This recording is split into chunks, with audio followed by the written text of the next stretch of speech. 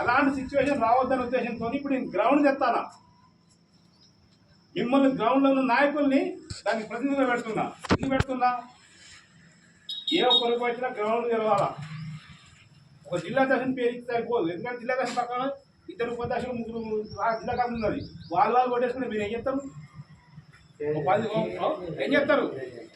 అందుకనే మీ మండలానికి ఇస్తుంటే మీ మండలాల్లో చురుకు లేకపోతే ఇంకేం చేయాలి. నేను ఇలాంటి మిస్టేక్లు జరగొద్దు. నేను 2 నెలల తర్వాత జిల్లా పార్టీ వచ్చేసరికి నాకు క్లియర్ కావాలి. అర్థమైందా? రేపు 10 తారీఖు కార్పొరేషన్కు నేను డేటా ఇస్తున్నా. ఆ డేటా ఇచ్చే లోపు నాకు 10 తారీఖు అంటే ఇవ్వడం 2 తారీఖు 2 రోజులు టైం. 2 రోజులు నేను ఆల్రెడీ 3 రోజులు ముందే ఇవ్వాలి. 5 రోజుల్లో జిల్లా దర్శనం మారుతారా, ఏం చేస్తారో. ఇంకో విషయం ఇందులో క్లియర్గా చెప్పేది ఏంటంటే, జిల్లాలో ఉన్న కమిషన్గా పనిచేయని కానీ మారుతారు. ఎందుకంటే మీకు మండల అధ్యక్షుడిని, నియోజకవర్గ అధ్యక్షుడిని, జిల్లా ఉపాధ్యక్ష కార్యదర్శిని, జిల్లా సోషల్ మీడియా, జిల్లా కార్మిక సంఘం, జిల్లా వైస్ చైర్మన్ ఒక వే ప్రకారంగా ఇస్తున్నా. ఒక్కొక్క జిల్లా నుంచి 50 నుంచి 80 మంది నెంబర్లు ఇస్తున్నా గవర్నమెంట్కు.